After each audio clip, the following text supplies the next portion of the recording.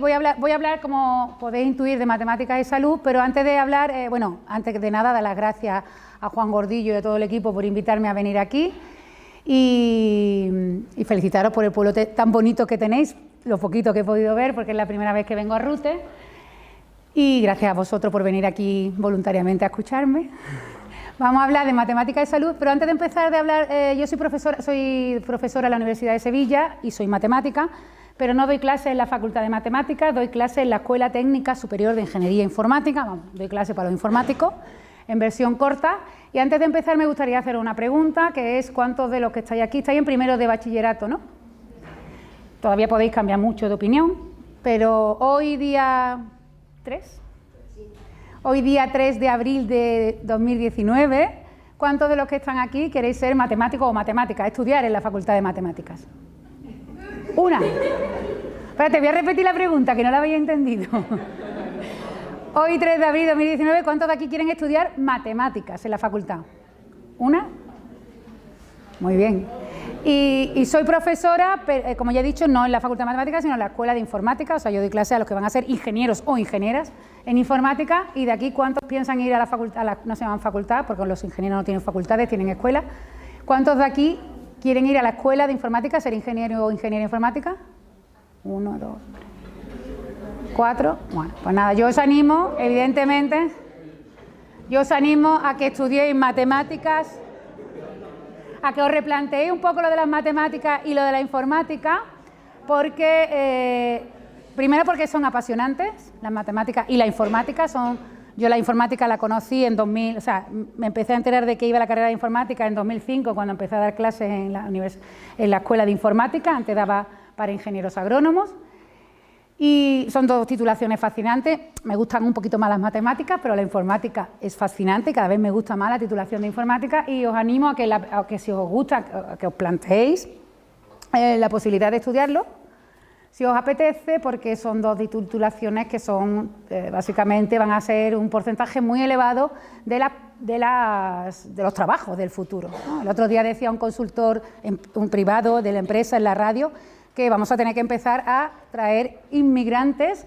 de Corea, Singapur, India y de otros sitios de gente que se formara en matemáticas, porque necesitamos muchos matemáticos e informáticos. O sea que, hombre, te tiene que gustar, pero es que yo creo que si lo miráis con cariño os va a gustar todo. Entonces, son carreras fascinantes y son carreras con mucho futuro. Yo no voy a hablar de la relación entre las matemáticas y la informática, voy a hablar de la relación de las matemáticas con la salud. Y vamos a tratar, como se puede adivinar por el cartel, si lo habéis mirado, de dos temas, uno de vacunas y otro de escutoides, ¿vale? Entonces vamos a hablar de matemáticas y salud, y la primera pregunta que a uno se le puede ocurrir es ¿qué tienen que ver las matemáticas con la salud? ¿No? ¿Por qué los matemáticos se lo quieren apropiar de todo? ¿Qué tiene que ver las matemáticas con la salud? ¿Se le ocurre a alguien que tiene que ver las matemáticas con la salud? Bueno, el médico te dice, tómate una pastilla cada 8 horas. ¿No? Ahí hay matemáticas. Ahí divide el día entre partes, te dan de 8 horas cada una y te tienes que tomar. ¿Dónde más hay matemáticas en la salud? Pues básicamente en todo, en casi todo y cada vez más. O sea, las matemáticas sirven para modelar cualquier cosa, en particular sirven para modelar una epidemia, sirven para modelar el crecimiento de un cáncer. No sé si sabéis lo que son fractales. Bueno, pues sirven para modelar el crecimiento de un cáncer, sirven para predecir el comportamiento de un medicamento, el porcentaje de medicamento o de principio activo que debe llevar un medicamento, sirven ahora hoy en día que está de moda, que está desarrollado, no es que sea de moda, es que es el futuro, bueno, es el presente, la inteligencia artificial y el análisis masivo de datos, que es lo que se llama el Big Data. ¿Habéis oído hablar del Big Data? ¿No habéis oído hablar del Big Data? Ah, eso, digo, entonces, ¿dónde vivís? ¿En qué mundo vivís? O Big Data, que es como se diría en inglés, ¿no? Del Big Data, pues todo eso permite analizar un montón de cosas sobre enfermedades que están haciendo que los diagnósticos pues sean más fiables, que los tratamientos sean menos agresivos y, por ejemplo, saber predecir si un cierto rechazo a un trasplante. O sea, las matemáticas están en toda la base de la ciencia, porque también las matemáticas, los estudios experimentales en medicina pues se hacen con eso, con estudios experimentales, y el diseño de experimentos es una rama de la matemática. Están en todos, pero nosotros nos vamos a concentrar, como ya he dicho, en las vacunas y en los escutoides. Vamos a empezar por las vacunas Y para responder a esta pregunta de qué tiene que ver las matemáticas con la salud, nos vamos a remontar al siglo pasado, a 1927, o sea, hace muy poco, relativamente, si estamos hablando de ciencia, porque muchas de las cosas que de ciencia que estudiáis pues son de los griegos, ¿no? Bueno, pues esto es muy nuevo y son válidas, aunque sean de los griegos, aunque sea de Arquímedes, lo de Newton, todo eso también es válido, aunque sea antiguo, pero esto, si lo pensáis desde el punto de vista de la ciencia, 1927, eso fuera el siglo pasado, era un siglo... ¿Vosotros habéis nacido el siglo pasado? No. Ah, sois millennial, pero millennial, ¿no? Millennial del todo... ¿Millennial o Z? ¿Qué son? Z, soy Z, ¿no? Soy Z. Bueno, pues eso es 1927, hay gente que nació en ese año que todavía sigue viva, ¿no? Estos dos señores, que no eran matemáticos, eran físicos, Kermack y McKendrick, hicieron un modelo matemático que permitía conocer el avance de una enfermedad. O sea, antes de estos dos señores, de Kermack y McKendrick, pues sí que muchos matemáticos, por ejemplo Bernoulli, que era un matemático muy famoso, en el siglo XVIII ya hizo intentó hacer una primera aproximación de cómo crecía una epidemia, y hubo muchos matemáticos que querían saber predecir cómo va a avanzar una determinada enfermedad en una población. Hubo antes que ellos muchos otros matemáticos que estuvieron intentando hacerlo, pero digamos que ellos fueron los dos primeros que dieron un modelo, que es el que se sigue utilizando en la actualidad, que te permite predecir cuándo, cómo va a avanzar una epidemia. Pues, por ejemplo, si se desata una crisis de ébola o de una enfermedad de estas que no son muy normales en nuestro continente, en nuestro entorno, pues rápidamente todos vamos al modelo que se llama el modelo SIR. ¿Vale? Y el modelo SIR es de hace un siglo y es el que sigue siendo válido porque ya es un modelo muy riguroso desde el punto de vista matemático y permite predecir el crecimiento de una epidemia. No os voy a poner las ecuaciones del modelo SIR porque son ecuaciones diferenciales y todavía pues, no habéis dado la matemática suficiente, pero sí que podemos más o menos intentar entenderlo. Primero vamos a intentar entender por qué se llama modelo SIR. O sea, el modelo SIR se llama así porque... lo que hace el modelo SIR, que es un modelo matemático, repito, es cada vez que en presencia de una enfermedad divide a la población en tres grupos. El grupo S, el grupo I y el grupo R. Y de ahí viene lo de SIR, de coger una población, y me imagino que metemos aquí un virus y no nos dejan salir, y entonces en cada momento, hay aquí alguien que no se va a contagiar, y en cada momento va a estar contando cuántos S hay, cuántos I hay y cuántos R hay, ¿vale? Todo el rato. Imaginaos que no salimos de aquí, el virus va a ir contagiando y habrá alguien que todo el rato estará preocupado de saber cuánta gente S hay, cuánta gente I hay y cuánta gente R hay. Vamos a decir cuál es cada grupo para saber dónde colocarnos, ¿no? Entonces el grupo S corresponde al grupo de la gente sana y susceptible de enfermar. O sea, la S... Tenemos que pensar, mis estudiantes cuando les explico modelos de ecuaciones diferenciales con el modelo SIR, ellos dicen los sanos, no, los susceptibles. O sea, porque yo estoy sana, pero no soy susceptible de tener un cáncer de próstata. ¿Vale? No, creo. ¿Vale? O sea, si hubiera una epidemia que el efecto, o sea, que el efecto fuera producir granos en los testículos, yo no estaría sana, pero no sería susceptible. ¿Vale? Entonces, la S es susceptible, gente que puede enfermar para esa enfermedad. Esas son las S del modelo SIR, la I son los que ya se han infectado, ya tienen el virus o la bacteria o el agente que produzca la enfermedad, es el grupo de infectados, y la R son los que ya han tenido el virus y se han recuperado y no pueden contagiar la enfermedad y son inmunes. Pero ojo, cuidado, que dentro de la R están los recuperados, la R son los recuperados para el virus, o sea, básicamente los que no pueden contagiar. Entonces ahí está la gente que se ha curado y también ¿quiénes están? Los muertos. Claro, cuando contamos la R, estamos contando todas las personas que no pueden volver a contagiar la enfermedad. Y ahí están los recuperados inmunes y los muertos, los que no pueden volver a enfermar. ¿Sí? Entonces, aquí una persona que en todo momento estaría, pues cada cierto instante de tiempo, iría midiendo al principio pues meteríamos a alguien con un virus. ¿Cuántos enfermos hay? ¿Cuántos S hay? Pues no, todos menos uno. ¿Cuántos I hay? 1. ¿Cuántos recuperados hay? 0, porque no ha dado tiempo.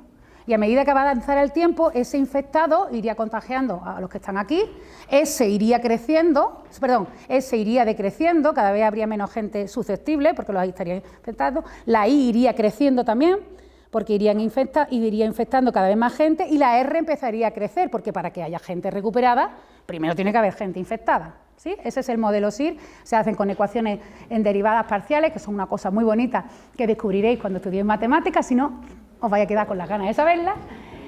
Y uno hace esas ecuaciones, una de las cosas más bonitas que he hecho en mi vida son las ecuaciones en derivadas parciales. A mis alumnos no les encanta tanto, pero a mí sí. Y el que se quede sin estudiar matemáticas, pues va a perder un paraíso. Lo hubiera pensado antes. Pues nosotros medimos eso y si... Y aquí hemos puesto, esto es un modelo que yo he hecho con unos números aleatorios que me he inventado, unos números muy redonditos. Si hiciéramos eso, de coger una población de 10.000 personas, como tenemos aquí, he cogido una población de 10.000 personas y he metido una enfermedad. Entonces, si dejamos, y aquí va evolucionando el tiempo, en días, ¿vale? 200 días, 400 días y tal, ¿sí? Entonces, si yo meto en un grupo de 10.000 personas un infectado y no los dejo... O sea, no los dejo salir, no, están en el mismo país, en la misma ciudad, en el mismo entorno.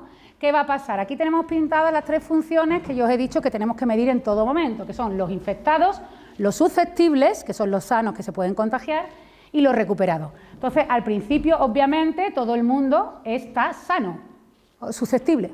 Todo el mundo es susceptible, nadie se enferma. Me quita el foquito, me pone nerviosa. La curva de la función verde hará lo siguiente, empezaremos con todo el mundo susceptible y a medida que avance la enfermedad, que avance el tiempo, los susceptibles van bajando hasta que al final no queda gente susceptible porque todos se han infectado. Esto es una enfermedad sobre la que no vamos a actuar, vamos a dejar que evolucione a ver qué pasa, experimentalmente, ¿se entiende? ¿Qué va a pasar con los infectados? ¿Qué es la curva roja? Pues que al principio habrá 1 o 2, los pacientes ceros que se llaman, los que empiezan con la enfermedad. Y a medida que el tiempo avance, ahora no sé, no está ni el punto ni el foquito, bueno, a medida que el tiempo avance, pues esto hará la curva de infectado, empezará a infectar cada vez a más gente, llegará un momento que ya en esta línea, ¿qué pasa? Que ya casi no quedan susceptibles, ya no queda gente para contagiar, entonces a partir de ahí pues va contagiando cada vez a menos gente, pero no por nada, sino porque es que ya no queda a quien contagiar, entonces la curva roja va a empezar, ya se ha ido del todo, ay, perdón, va a coger aquí un pico donde van a enfermar 7.000 personas, el 70% de la población se va a enfermar aquí y luego, claro, luego empieza a bajar, es que no queda casi nadie para enfermar. Y la curva azul, que representaría a los que se han recuperado o se han muerto, empezaría pues desde cero, al principio nadie está recuperado, porque para que haya recuperado tiene que haber infectado, si no, no se pueden recuperar, y a medida que va pasando el tiempo, pues esa curva va creciendo, cuando veis, va creciendo a la vez, un poquito después, pero casi a la vez que los infectados, y al final si dejamos que la enfermedad evolucione sin actuar sobre ella, pues todo el mundo se habrá recuperado o muerto, ¿vale? Eso se hacen con ecuaciones derivadas parciales y así van todas las enfermedades, depende de la enfermedad que sea, pues el pico ese de lo virulenta que sea la enfermedad, pues ese pico llegará antes o llegará más alto, ¿vale? Entonces uno hace las cuentas y dice, si tú tienes una enfermedad con estas características y no actúas sobre ella, pues va a generar una epidemia en la que en muy poco tiempo toda la población estará recuperada o muerta. Entonces uno pues empieza un poquito a ponerse histérico, como ¿qué hacemos? Y dice, bueno, lo que vamos a hacer es seguir haciendo cuentas, haciendo matemáticas. Entonces cuando hacemos las matemáticas aparece una variable, cuando hacemos los modelos de SIR, hay una variable ahí, un número, le llamamos R0, que si escucháis... No sé si habéis visto una película que está muy bien, por lo menos tratada desde el punto de vista del contagio. No, está muy bien, Contagio se llama. ¿La habéis visto? ¿Alguien la ha visto? Es de hace 3 o 4 años. Está muy bien, muy bien, de verdad que es una película muy interesante. Pues se habla todo el rato, el R0, que va de una enfermedad. Pero no creo que sea spoiler porque la película se llama Contagio. Y va de eso, de una epidemia que se va contagiando, ¿no? Entonces, en esa película hablan constantemente del R0, que mide lo mala que es la enfermedad. Entonces, cuando hacemos las cuentas del SIR, de las ecuaciones diferenciales, da igual qué cuentas sean, porque no tenemos ahora mismo la base necesaria aquí para hacerla, da igual, vosotros me creéis a mí que tengo gafas, hay un numerito, sale un numerito por ahí, que los médicos le llaman el R0, que en esa película se menciona constantemente.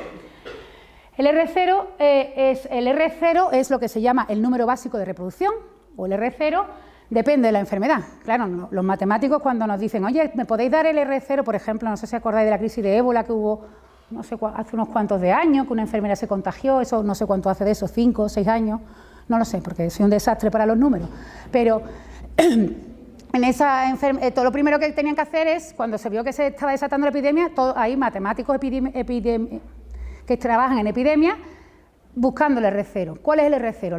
La OMS, la Organización Mundial de la Salud, decían, ¿cuál es el R0? ¿Cuál es el R0? O sea, rápidamente, ¿cuál es el R0? Porque en función del valor del R0 hay que hacer unas medidas u otras. Es la que te determina qué nivel de alerta, qué nivel de emergencia tienes que poner en la población. Bueno, pues depende de la enfermedad, por supuesto, de la gente que la produzca, del virus, de la bacteria, del modo del contagio, de la estación, de un montón de parámetros. Depende la enfermedad y lo que te viene a decir es, el R0 te dice el número de personas que pueden ser contagiadas por un enfermo. ¿Vale? Eso lo medimos con un montón de parámetros que nos dan los facultativos, los médicos, decimos el R0 es 1,3. Puede ser decimal, no significa que tú vayas a vacunar, que tú vayas a enfermar a 1,3 personas, a uno lo va a poner enfermo y al otro regulero, no, significa que en media un enfermo puede contagiar a 1,3. Entonces, es el número de personas que yo puedo contagiar de la enfermedad que estamos estudiando en el periodo en el que yo la tengo la enfermedad.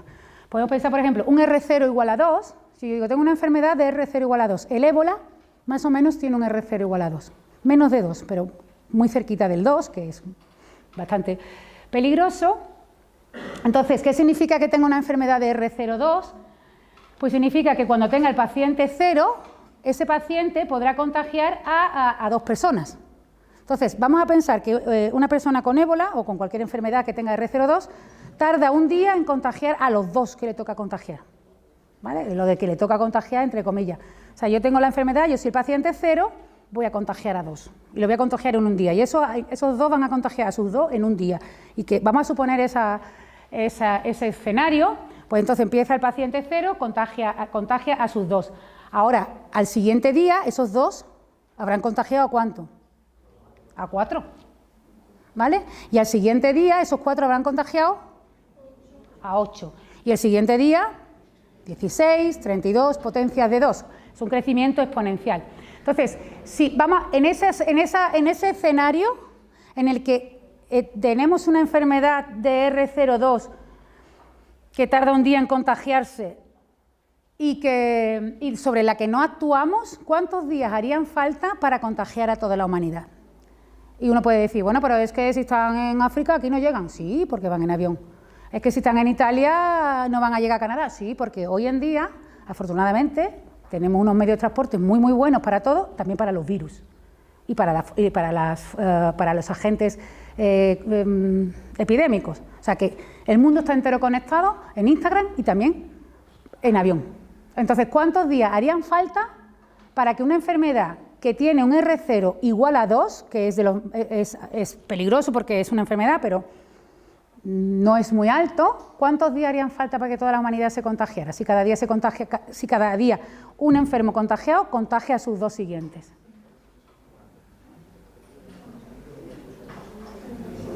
O sea, el día 0 hay 2 elevado a 0, el día 1 hay 2 elevado a 1, el día 2 hay 2 elevado a 2, el día 3 hay 2 elevado a 4, que es 16, el día 5 hay 2 elevado a 5, que es 32. La humanidad, para que hagáis la cuenta, la humanidad se estima que tiene 7.000 millones de personas en el mundo. ¿Qué potencia de 2 hace falta para que lleguen a 7.000? Es decir, ¿cuántos días necesito para que la enfermedad contagie a la humanidad entera, donde hay 7.000 millones de criaturas, criatura arriba, criatura abajo? Bueno, estaba aquí. 33 días. En un poco más de un mes, una enfermedad, una epidemia de un R02 contagia a la humanidad. Eso es crecimiento exponencial. O sea que cuando muchas veces, estaba hablando con Juan, cuando los periodistas o alguna gente en el lenguaje coloquial dice, ¡ay, eso es exponencial! Yo lo miro, eso no es exponencial. Si fuera exponencial te enteraba. Porque el crecimiento exponencial es una cosa que es muy bruta, muy bestia. Y el crecimiento exponencial de 2 elevado a algo es muy bestia. Supongo que conocéis, y si no os lo cuento yo, os han contado alguna vez, pues a lo mejor los profesores de matemáticas, la leyenda del nacimiento del ajedrez. ¿La sabéis? Bueno, pues la cuento yo porque es muy chula, pero es una leyenda. Pues había un rey muy aburrido, ¿cómo se llama lo de la India? Marajá, un sultán, ¿no? Un tío que mandaba mucho en la India. Entonces el hombre estaba un poco aburrido y llamó a un montón de sabios de allí de la India, sultanes, ¿no? No me acuerdo, da igual. El tío este, un poderoso de la India que estaba muy aburrido y convocó a todos los sabios del reino para que diseñaran un deporte o un juego para que él se divirtiera. Entonces llegó un sabio, le enseñó el ajedrez, que se llamaba, si no me equivoco, chaturanga, que es la palabra en hindú, y le inventó el chaturanga, que es nuestro ajedrez, y el sultán o el nota este que era tan poderoso se puso tan contento que dijo, ay, pues qué juego más inteligente, patatín, patatán. Hombre, se puede contar más bonito lo de patatín, patatán, no es necesario, que bien y tal, te colmaré con todo lo que me pidas, ¿qué quieres? Que te dé a cambio de haber inventado este juego con el que el sultán o el poderoso se llevaba horas y horas disfrutando con sus sabios, jugando. Dice, ¿qué quieres a cambio de este juego? Y él dijo, mira, quiero que pongas, sabéis que tiene 64 escaques y 64 casillas el ajedrez, quiero que pongas 1 grano de arroz en el primer escaque, 2 granos de arroz en el segundo, 4 en el tercero, 8 en el siguiente, que es el cuarto, no sé por dónde voy, 16, 32, 64 y así sucesivamente hasta que llegues al último escaque, al 64, donde el rey tendría que poner 2 elevado a 63 granos de arroz, porque ha empezado por 1, que es 2 elevado a 0, ¿sí? Entonces empezaría 2 elevado a 0, 2 elevado a 1, hasta el último escaque, la última casilla, que es la 64, donde habría que poner 2 elevado a 63 granos de arroz. Y entonces el rey se rió, dijo, ja, ja, ja, ja, así con risa de malo, y dijo, que no me sale la risa de malo, y el sabio, el rey dijo, ay, pues no eres tan sabio, eres un poco tonto, que le den el arroz a este señor. Y no se lo pudieron dar. Y el rey se volvió loco y se fue del reino de vergüenza. ¿Por qué no se lo pudieron dar? Porque 2 elevado a 63 granos de arroz, ¿cuánto es? O sea, no lo que hay en el tablero, sino simplemente vamos a fijarnos en lo que tenía que haber en la última casilla del tablero del ajedrez. 2 elevado a 63 granos de arroz, ¿cuánto pesan? ¿Cuánto pesan? 2 elevado a 63 granos de arroz pesan aproximadamente 400 veces la producción mundial de arroz del año 2017. O sea, 2 elevado a 63 granos de arroz es 400 veces la producción mundial de arroz en la actualidad. No, eso es la última casilla y eso es el crecimiento exponencial. Por eso un R0 igual a 2 es muy grande. Yo a mis alumnos siempre le pongo, cuando hablamos de crecimiento exponencial, digo, si yo tuviera 2 elevado a 63 monedas de euro, a lo mejor no estaba aquí, pero vamos a imaginar que yo tengo 2 elevado a 63 monedas de euro y las pongo y me dedico a ponerlas una encima de otra formando una columna, porque para eso si tú tienes 2 elevado a 63 monedas de euro puedes hacer lo que te dé la gana porque te puedes aburrir y hacer tonterías, ¿no? Aunque a lo mejor no eres feliz, pero imagínate que no eres feliz y te pones con tus 2 monedas, 2 elevado a 63 monedas de euro a apilarlas en una columna. ¿Dónde llegaría esa columna? ¿Qué altura tendría? ¿Quién ha dicho de ahí? ¿A la luna? A la luna llega y pasa. ¿Dónde llega? ¿Al sol? ¿El sol? Está a 8 minutos luz. El sol llega y se pasa. Llega casi a Próxima Centauri, que es la estrella que no es nuestra estrella, que está más cercana. Eso es, cuando penséis en crecimiento exponencial, pensar que 2 elevado a 63 puede llegar a la Próxima Centauri, que es la estrella más cercana a nuestro sistema solar. O sea, bueno, pues vuelvo a las vacunas. Eso para cuando digáis que algo es exponencial, sepáis que está diciendo que es una cosa muy bestia. R0 igual a 2, 33 días es muy bestia. Entonces uno dice, entonces si viene una enfermedad como el ébola que tiene R0 igual a 2, ¿qué hacemos? Porque en 33 días nos va a matar a todos, no nos podemos curar. Y dice, espérate, que las matemáticas sirven para asustar y luego para desasustar, para decirte tranquilo. Porque nosotros hemos hecho la cuenta y sabemos que para que haya epidemia debe ocurrir, que está un poco cortada aquí la diapositiva, pero no nos pasa. Habrá epidemia, o sea, la enfermedad se extenderá, sí, muy importante, el porcentaje de personas susceptibles cuando llega la enfermedad, recordad que sano no es susceptible, ¿vale? Entonces, habrá enfermedad, o sea, esa epidemia era ¡bum!, y se comerá el pueblo, la ciudad, el país o lo que sea, si el número de personas susceptibles cuando llega la enfermedad a la población es más grande que una determinada cantidad dividida por R0, o sea, que depende de R0. O sea, que si R0, por ejemplo, es 10, ¿sí?, habrá epidemia si el número de personas susceptibles es mayor que el 10%. ¿Me seguís?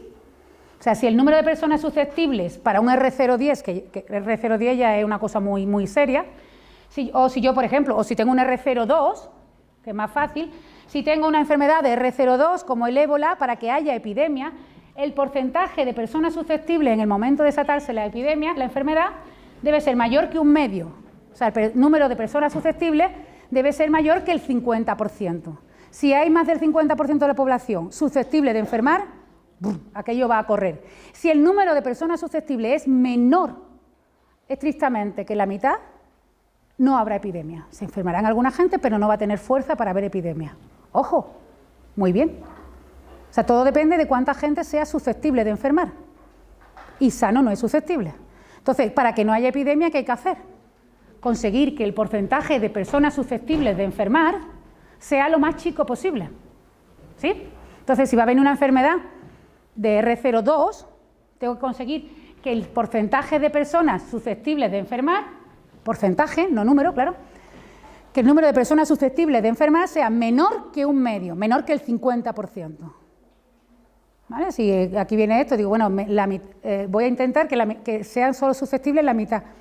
Ya no hay epidemia, habrá enfermedad, pero no habrá epidemia, no habrá una pandemia que se extienda, porque no tiene suficiente gente a la que enfermar. ¿Cómo se reduce el número de personas susceptibles? Hombre, para el cáncer de próstata, pues le puede cortar la próstata, es desagradable. Pero ¿cómo consigues que una persona sana no sea susceptible de enfermar? Con vacunas. O sea, que si tiene una enfermedad de R02, vacunas al 50% de la población y ya no hay epidemia. Si viene una enfermedad de R0 igual a 10, vacunas al 90% de la población y el número de personas susceptibles tiene que estar por debajo del 10%, el 90% un poquito más.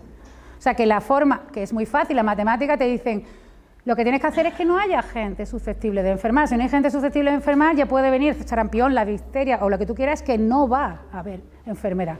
Entonces, la solución es vacuna. Bueno, hay otra solución, que es cada vez que tengamos un enfermo, aislarlo con una medida de seguridad, pues como vosotros no acordaréis posiblemente, porque a lo mejor es más pequeño, como se aisló a la enfermera que contrajo ébola, que se puso una medida de seguridad, de cuarentena, no sé si los más mayores se acuerdan, y, bueno, súper costosas por supuesto y súper peligrosas, porque siempre puede haber algo que falle en el protocolo y salga la enfermedad fuera. Pero eso sería otra opción, cada vez que haya un enfermo lo metemos en una burbuja y lo dejamos ahí hasta que se cure, pero eso es un poquito más caro y menos seguro que las vacunas, porque en los protocolos eso puede que alguien pues, no se lave las manos en un momento determinado o que algo escape. Bueno, pues entonces ya está resuelto el problema. O sea, y eso está resuelto desde 1927. Entonces uno se pregunta, bueno, espérate, vamos a ver cómo, ahora metemos las vacunas, el efecto de la vacuna en las funciones que hemos visto antes. Yo antes no lo dije porque todavía no había hablado del R0, pero ahora ya sí lo digo. Esta es la misma gráfica que os he enseñado antes, correspondía a una enfermedad de R010, o sea, tela. ¿Vale? Entonces, una enfermedad de R010, no lo he dicho antes que era el R010 porque no sabemos lo que era el R0, tiene esta gráfica que hemos visto antes. Y ahora vamos a introducir el efecto de vacunas también con nuestras ecuaciones en derivadas parciales, a ver cómo funciona. Entonces, si vacuno al 10% de la población, pues el resultado es este. Espérate, que no consigo poner el cacharrito este. Si vacuno al 10% de la población, pues el resultado es este, que es que el pico, que enferma menos gente, pero hay un cacho pico, ¿vale? Aquí, si el R0 es 10, pues tiene que ser el número de personas susceptibles menor que 1 partido por 10, menor que el 10%, o sea que hay que vacunar al menos al 90% para que el número susceptible esté por debajo de 1 partido por R0. Bueno, si vacuno al 10%, pues casi no se nota. Si vacuno al 25%, ya sí que empieza a bajar un poco el pico de la epidemia. Si vacuna al 75%, fijaos que ya la epidemia sigue existiendo, sigue teniendo su pico, pero muy, muy bajito. Y si vacunamos al 90%, ¡oh, sorpresa! lo que decían las matemáticas. Si vacunan al 90% no hay epidemia, no se contagia a la gente, por muy mala que sea la enfermedad. Y una enfermedad de R010 es una enfermedad muy contagiosa. Es una burrada. Ya habéis visto cómo la de 2 podía acabar con la humanidad en 33 días, una de R010 es muy gorda. Entonces, si es tan fácil y desde 1927 sabemos que la solución es vacunar y que entonces no hay epidemia, ¿qué está pasando? ¿Qué está pasando en el siglo XXI? Bueno, pues está cortada la diapositiva, pero esto es un titular de enero de 2019, o sea que de hace un par de meses. En enero de Europa, falta ahí, Europa registra, Europa, no España, porque en España tenemos un sistema de salud pública que es envidiable por ahora en el mundo entero y hemos estado muchos años vacunándonos en el cole y con campañas de vacunación muy potentes y eso es lo que nos está salvando a España por ahora. O sea que sí que hay casos aislados de sarampión, pero no hay epidemia, porque en España estamos muy vacunados para que no se asuste nadie, pero Europa está ahora mismo bajo el brote más letal de sarampión en décadas, porque la gente se puede morir de sarampión. O sea, yo tuve el sarampión porque yo soy más mayor de lo que parezco y la gente no se vacunaba, y lo tuve y no me pasó nada. Puede ser que tú pases el sarampión, te salgan unas pintitas rojas, no sé si aquí alguien más ha pasado el sarampión, te salen unas pintitas rojas, tu madre ponía un trapito rojo en la lámpara que le daba mucha fe, que todavía no me ha explicado por qué le ponía el trapito colorado a la bombilla, y tú pasabas allí tu sarampión y no pasaba nada. Pero hay gente al que se le puede producir una encefalitis y listo de papeles, o atacarle al corazón y listo de papeles, y están muriendo mucha gente por culpa del sarampión. El sarampión es una enfermedad leve en la mayoría de los casos, pero mortal en otro porcentaje no despreciable de casos. Eso está pasando en Europa y esto ya es Estados Unidos y Canadá, que en Estados Unidos y Canadá había carteles, y en México, porque como yo me dedico a estudiar un poco esto, pues me mandaba la gente fotos, decía, si viene de Europa tiene que traer el carnet de vacunas.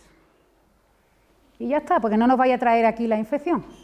Listos, que fuimos listos, ¿no? Pues ya la tienen, porque es que los virus viajan en vuelo. Y como en Estados Unidos y Canadá hay movimiento antivacuna, pues ahora están en alerta, hay estados de Nueva York donde no pueden entrar los niños si no llevan el carnet de vacuna en la mano, la están liando muy parda con una enfermedad que había prácticamente desaparecido. Entonces, cuando uno ve estas noticias, dice, ¿qué está pasando? Pues lo que está pasando, esto está en inglés y encima no lo veis porque la resolución es muy mala, pero yo os la digo, estas son las enfermedades, aquí está el sarampión. El sarampión tiene un R0 de 18. O sea que aquí está la hepatitis con un 2, hepatitis C, ébola con un 2, el VIH con un 4, el síndrome este del pulmón, que no me acuerdo cómo se llama, con un 4, las paperas con un 10 y el sarampión con un 18. O sea, el sarampión es la enfermedad más contagiosa que existe, no la más mala. Más malo el ébola, que es casi seguro que te va para allá, pero sí la más contagiosa y sí puede ser mortal. Entonces, cuando haces la cuenta con el sarampión, te dice, para que no haya sarampión hay que vacunar al 95% de la población. O sea, todo el mundo. Nos tenemos que vacunar todos, pero no vale que nos vacunemos el 95% de los españoles, también se tienen que vacunar el 95%, para nuestro caso, no sirve que esté vacunado el 95% de los españoles en España si en Andalucía no estamos vacunados el 95%, o sea que ese porcentaje se tiene que mantener también en Andalucía. Y no sirve de nada si en la provincia de Córdoba no se mantiene el 95%. Y no sirve de nada si en Rute ese 95% también se mantiene en Rute y en este instituto el 95% de los estudiantes están vacunados. Como en algún grupito se baje por debajo de esa tasa de vacunación, ahí empieza la epidemia. Entonces el 95% que es todo el mundo menos los bebés que todavía no tienen edad de vacunarse, los trasplantados que no se pueden vacunar nunca, o sea que nos tenemos que vacunar por nosotros y por los demás. Porque hay gente que no se va a poder vacunar nunca, pues niños o personas mayores a las que trasplantan un órgano y que nunca se van a poder vacunar, porque cuando te trasplantan un órgano, ya toda la vida tienes que estar tomando inmunodepresores. Tienes que tener a tu sistema inmunitario paradito para que no ataque al órgano. Sabéis que se produce un rechazo, ¿no? Entonces a mí me ponen un corazón y ya toda la vida tengo que tomar inmunodepresores y voy a estar inmunodeprimida toda mi vida. ¿Para qué? Para no atacar al corazón, porque por muy bien que me lo haya colocado, no es mío. Y mi cuerpo va a intentar siempre ir a por él, ¿no? Pues, o sea que personas trasplantadas, personas que están tomando quimioterapia. O sea, dejamos ese 5% para las personas que no se van a poder vacunar. Los que nos podemos vacunar, todos, si no, pasa lo que está pasando. Entonces, la gente ha dejado de vacunar en Europa principalmente, en España también hay algún movimiento antivacuna, pero poco, por eso estamos haciendo estas charlas, para que no haya. Y uno dice, ¿por qué la gente no vacuna? O sea, si desde hace casi un siglo se sabe esto, si hemos estado sin esa enfermedad, ¿por qué se muere un niño de difteria en Cataluña con 6 años cuando la difteria no existía desde los años 80? ¿Por qué? Y entonces la respuesta primera que uno sale cuando está enfadado dice, la gente es gilipollas. Y luego, eso lo que te sale enfadado cuando te enteras que un niño de 6 años se ha muerto porque no lo han vacunado. Entonces tú te cabreas y dices, la gente es gilipollas. ¿Estás grabando esto? Luego tú te tranquilizas, que es bueno tranquilizarse, y pensar. Es decir, a lo mejor la gente no es gilipollas. O sí, pero por otras razones. O sea, la gente a lo mejor no deja de vacunar porque es gilipollas. Porque entonces hay cosas que no se entienden. O sea, aquí hay gente en Francia que tiene un problema muy grave de antivacunas, en Australia, donde todos los meses tienes que pagar hasta que vacunes a tus hijos. Eso es lo que mejor está funcionando en la campaña. ¿Has vacunado a tu hijo? No, 150 euros. Al mes siguiente, ¿has vacunado a tu hijo? No, 150 euros. Y están consiguiendo que la gente vacune a los niños. Donde hay movimientos antivacunas gordos son Australia, Francia, Italia. O sea, ahí se concentran los gilipollas. Y ahora, si yo pienso que es una cuestión de gilipollismo, es así, de estupidez. Ahora, te vas a Burkina Faso, te vas a Etiopía, te vas a Angola y allí la gente hace colas para vacunarse. ¡Wow! ¡Qué listos son la gente de Angola! No veas el coeficiente intelectual que tienen que tener en Burkina Faso. O sea, ¿qué pasa? Que en Burkina Faso, en Angola, en Etiopía, en Nigeria son más listos que en Canadá, Italia, Francia y Australia. Nos estamos concentrando todos los estúpidos en Europa, Canadá, Estados Unidos y Australia, y se están concentrando toda la gente sensata e inteligente en Burkina Faso, Nigeria y tal. Tengo una amiga que vacuna en Burkina Faso, que tiene una foto espectacular, que es un niño de Burkina Faso con una brecha abierta de aquí a aquí, cogida con puntos, haciendo así, enseñando una vacuna. Y es brutal. Es brutal para que nos demos cuenta de que lo que pasa, que cuando quedaban todavía 5 niños en la cola de las vacunas, quedaban 2 vacunas en la nevera. Y entonces dijeron, vamos a vacunar a 2 más y mañana venimos, que iban a ir al día siguiente. Porque claro, el problema de las vacunas es que tienen que estar en frío y tal, no pueden llevar todas las vacunas que quieran en medio de la selva, ¿no? Te vamos a vacunar a 2 más de vosotros y mañana venimos y vacunamos a todos los que faltan. ¿Y qué hicieron los niños? Calentarse, lógicamente. Calentarse bien calentado, vamos, que tenía aquí una brecha. Pero estaba así. Yo me he puesto la vacuna. Entonces, ese niño, ¿qué pasa? ¿Que es más inteligente que todos los padres europeos? A lo mejor tiene algo que ver las condiciones de contorno. Entonces, tú te pones a estudiar, nosotros nos pusimos a estudiar, ¿qué pasa? ¿Por qué la gente no vacuna? Y entonces hay un concepto en teoría de juegos y en economía que se llama racionalidad miope. Y os voy a intentar explicar un poco qué es la racionalidad miope y qué explica los movimientos antivacunas.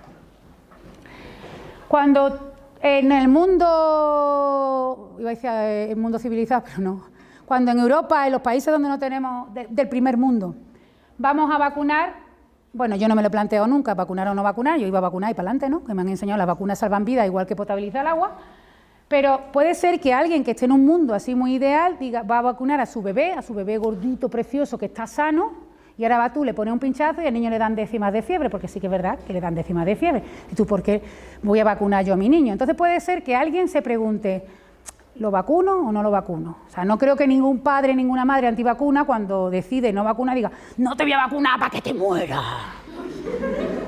No, o sea, lo que piensa es, te voy a salvar. Te voy a salvar, voy a hacer lo mejor para ti, porque es tu bebé. Es tu bebé y todavía no sé si alguno de vosotros tenéis bebé, pero es lo más importante de tu vida. Y una de las cosas que viene asociada cuando te dan con el carnet de padre o madre es miedo. Miedo a que le pase algo. O sea, a ti te dan el niño y un carnet. Toma, ya tienes miedo para toda tu vida. Miedo a que alguien o algo le haga algo a esta cosa de carne que te acabo de colocar encima. Entonces, con ese miedo dice, ¿qué hago yo con mi bebé? ¿Lo vacuno o no lo vacuno? ¿Vale? Entonces vamos a intentar entender cómo esa decisión es diferente en Burkina Faso o en Roma con el concepto de racionalidad miope. Y lo vamos a hacer con una invasión zombie. ¿vale? Para que no nos asuste, porque los zombies no existen. Entonces vamos a imaginar que hay una invasión zombie, que viene una invasión zombie, cosa que os podéis imaginar si veis la televisión y veis la campaña electoral. Imaginaos que viene una invasión de zombies que nos quieren zombificar, ¿vale? Y que tiene pues un R0 de 2, de 4, ¿no? Para que nos dé un poquito más de susto. Viene una invasión zombie y nos van a zombificar a todos. Entonces estamos todos ¡ah! Porque ninguno de nosotros está vacunado, porque nunca nos han puesto la vacuna para zombies. Entonces viene una mujer, porque será una mujer, será una científica, que para eso somos más listas, saca una vacuna. Dice, quieto parado, que no pasa nada, porque yo he desarrollado una vacuna contra los zombies. Os voy a vacunar y ya no os ataca, o sea, aunque os ataquen los zombies, no pasa nada. Pero ahora imaginaos que viene una entera y dice en la tele, las vacunas antizombies producen ojeras. Las vacunas antizombies producen ojeras. ¿Vale? Entonces, pues, depende de a quién se lo digas. Si tú se lo dices a este hombre, que no sé si se ve bien porque la resolución es muy buena, si tú le dices a este hombre, hay una vacuna antizombie pero te van a dar ojeras, lo que hay aquí, ¿lo veis? Son unas hartas de zombies detrás de una telita metálica. Entonces, si tú a ese le dices, no te pongas la vacuna, que te va a dar ojeras, y dices, pues mira, me da igual que me lleguen las ojeras a los tobillos. Dame vacuna. ¿Tú has visto lo que hay ahí? Dame vacuna que quiero morir, vivir, al revés. Dame vacuna, ¿no ves lo que tengo detrás de la telita metálica? Pero si se lo dice a esta gente que son súper monos, súper guays, si vosotros no los conocéis, pero no sé si la sensación de vivir, que se ha muerto hace poco, Dylan, pobrecito. Si se lo dice a esta gente que son súper pijos y súper divinos y que le molestan mucho las ojeras y que no han visto un zombie en su vida, ¿qué van a decir?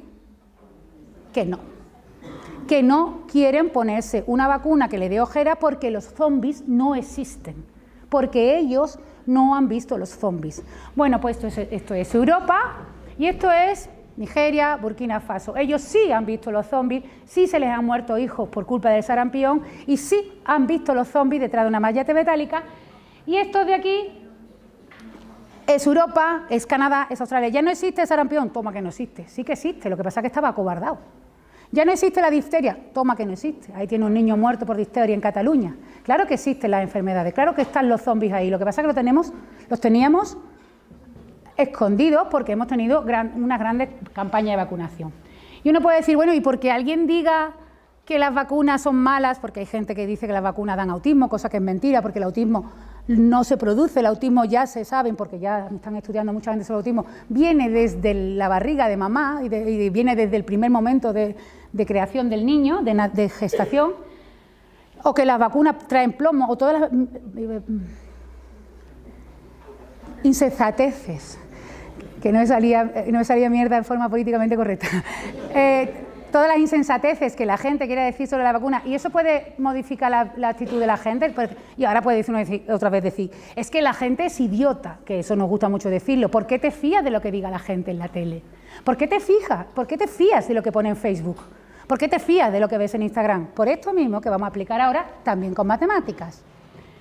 Esto es un efecto que se da en todas las redes sociales, que se mide. No redes sociales, no estoy hablando de Instagram, de Facebook o de Twitter, estoy hablando de las redes sociales. Un club de petanca es una red social, un instituto es una red social. Siempre que hay gente que se relaciona, eso es una red social. Pues en cualquier red social se da este efecto, esto es un grafo, es lo que yo trabajo también. Imaginaos que estos son 14 individuos de una red social, pues de un instituto, de una red social virtual como Facebook, de la que queráis. Son 14 porque si ponemos más, pues no se ven las rayitas, ¿no? Simplemente, pero esto se puede extrapolar a cantidades más grandes. Imaginaos que de estos 14 personas hay 11 que piensan que blanco y 3 que piensan que rojo. Da igual lo que signifique blanco, da igual lo que signifique rojo. Hay 3 que piensan que lo normal es rojo o que lo bueno es rojo y 11 que piensan que lo normal es blanco. Y las líneas que unen a estos nodos, a estos puntitos, estas líneas significan que son amigos, que se conocen. ¿Vale? Esto podéis pensar en Facebook, y entonces estos son 2 usuarios de Facebook que son amigos en Facebook. Este y este no son amigos en Facebook. ¿Vale? Sí, ya sé que vosotros no sois de Facebook, que sois de Instagram, pues lo pensáis con flechitas. En Instagram no son rayitas, también es un grafo, esto se llama un grafo. Y Instagram y Twitter también son grafos, pero son grafos que en lugar de aristas, de rayitas, pues tienen flechas. Este sigue a este, o este sigue a este, o se siguen los dos, ¿no? Porque es por seguimiento. Vamos a pensar ahí, da igual. Entonces, si nosotros como observadores externos alguien nos pregunta ¿qué piensa la mayoría? ¿Qué diremos? Blanco. O sea que para eso no hay que hacer ni ecuaciones en derivadas parciales ni nada. Sino que si hay 11 que piensan blanco y 3 que piensan rojo, la mayoría piensa ¿qué? Blanco. ¿Está muy clarito? ¿Sí? Vamos a preguntarle a los que viven dentro de la comunidad. Dentro de la red social, dentro del instituto, dentro de una comunidad. Si yo le pregunto, no sé si veis conmigo, me voy a poner aquí, a ese individuo o individua que aparece en verde, ¿él qué ve en sus amigos? ¿Tiene 2 amigos? 1, 2. O sea, él percibe que el 100% de sus amigos piensan que rojo. Entonces, si a él le pregunta en tu pueblo, en tu comunidad, lo que sea, que se piense, dice, todo el mundo piensa que es rojo. Entonces, si tú estás dentro de un grupo en el que te sientes parte de él y piensas lo contrario a todo el grupo, a lo mejor te puedes sentir un bicho raro, ¿no? Si todo el mundo piensa que es rojo y tú dices, yo creo que es blanco, pero si todo el mundo dice que es rojo... O sea, mantener, si tú tienes un ego bien puesto y una seguridad en ti mismo, como debería ser, pues tú te aguantas. Pero vamos, que tú puedes tener 48 años, lo digo yo, y si todo el mundo piensa diferente, y por muy seguro que tú estés tus convicciones, si todo el mundo que tú conoces, que todo el mundo que tú admiras, que todo el mundo que tú quieres piensa lo contrario, tú te planteas, ostras, ¿me estaré equivocando? No, es muy difícil no cambiar de opinión en esas circunstancias. Sí, se puede quedarse uno en sus 13, pero si todo el mundo piensa lo contrario que tú, dice, a lo mejor me estoy equivocando. Entonces, si iluminamos a este verde, tiene 4 amigos, 3 rojos. ¿El qué ve? Que el 75% de su población, que la mayoría, el 75%, piensan que es rojo. Otra vez, él percibe que la mayoría de su entorno, el 75% piensan que es rojo. Y no voy a seguir iluminando puntos blancos, pero eso lo tenéis, si ponéis el espejismo de la mayoría, lo encontráis en Google y tenéis ese grafo y os podéis poner a jugar, a comprobar que todos los puntos blancos perciben que más del 50% del pueblo, o de la comunidad social o de su muro de Facebook, piensan que es rojo. Y es mentira. ¿Lo estáis viendo? Los que están dentro no lo pueden percibir, pero los que estamos fuera sabemos que es mentira, que es un espejismo. De ahí viene la palabra espejismo. Se han formado un espejismo de la mayoría. Y se ha formado porque esos puntos rojos, que los que se han señalado en rojo, no son 3 puntos cualquiera. Tú no puedes coger un grafo cualquiera, pintar de rojo 3 puntos y te sale el espejismo de la mayoría. Hay que escoger los puntos rojos. ¿Qué tienen de especial esos puntos rojos que no tienen los blancos? Que tienen más conexiones. Esos son los influencers de la red. Nosotros trabajamos en grafo y podemos medir los influencers, es hacer una cuenta. Calculamos su número de conexiones y la media de conexiones de sus conexiones, o sea, una cuenta además muy fácil, y los que están por encima de la media de conexiones de sus conexiones, esos son los influencers. Entonces, en ese grafo se calculan los influencers, se pueden calcular los influencers de Instagram, y además da mucho dinero saber quiénes son los influencers. Si tú los 3 influencers de este grafo los pintas de un color, los demás perciben que la mayoría es de ese color. O sea que si un influencer puede conseguir que... un influencer puede conseguir, si todos los influencers piensan igual, pueden conseguir ese espejismo, que la gente piense que es la mayoría. Entonces, si alguno de estos dos idiotas, de estos dos señores, como Jim Carrey o Cárdenas, dicen en la televisión constantemente que las vacunas producen autismo, pueden conseguir que mucha gente, como ellos sí que son influencers, no yo, ni ninguno de los que estamos aquí, creo, ni los médicos, ni la gente que se dedica a la sanidad no tiene tiempo de ser influencer porque están salvando vidas, pues si los influencers en medios como la tele, que a vosotros os afectan menos porque no veis tele, pero si cogemos a 3 o 4 youtubers, y lanzan el Rubio, el PewDiePie, o no sé, el que esté ahora pegándolo fuerte y flojo, le dejamos que manden un mensaje rata diciendo cualquier chorrada, pueden conseguir que mucha gente de vuestra edad piense que eso es normal. Y entonces, si gente como esta dice que las vacunas producen autismo, pues ponemos en peligro la vida de mucha gente. O sea que nos tenemos que vacunar. Lo que dice el entorno de racionalidad miope es que si no ves los zombies, cuando haces las cuentas con economía, si no ves los zombies no hace falta que te vacunes, eso es lo que dice. Pero, pero también te dice el entorno de racionalidad miope cómo ese porcentaje de gente que no vacuna suba el 6%, ya se ha roto el 95% y a partir de ahí se rompe la inmunidad de grupo, que es lo que ha pasado el año pasado en Portugal, que ya no tienen inmunidad de grupo frente al sarampión. O sea que nos tenemos que vacunar por ti y por todos mis compañeros. No sé si habéis oído la noticia de este niño, que ha sido noticia esta semana, que es un niño burbuja y que gracias a la ciencia pues tiene sistema inmune. O sea que, como se suele decir, vacúnate por ti, por tus compañeros y por ti primero. Porque igual tú eres muy fuerte para el sarampión, pero este niño que acaban de salvar con mucho trabajito y mucho esfuerzo en el hospital de Barcelona, en el Vall d'Hebron de Barcelona, si tú le pasas un virus, te lo carga y todo lo que ha hecho la ciencia podría irse al garete simplemente porque tú no te has querido poner un pinchazo. Vamos a cambiar un poco de tercio y vamos a contar algo más alegre. Vamos a hablar, bueno, hasta aquí vacunas. ¿Alguien tiene alguna duda sobre lo que he contado? Voy a beber agua. ¿Alguien quiere preguntar? Es que voy a cambiar a escutoides. Una pregunta sí. que iba a hacer, que un comentario que ellos ya han dado, los de ciencias, matemáticas, han dado derivadas. Sí. Yo le comenté a un grupo lo que tú dices de las derivadas parciales, que simplemente que le comente ese detalle para todos. Ah, bueno, vale, las derivadas, los que sabéis, levantad la mano los que sabéis lo que es una derivada.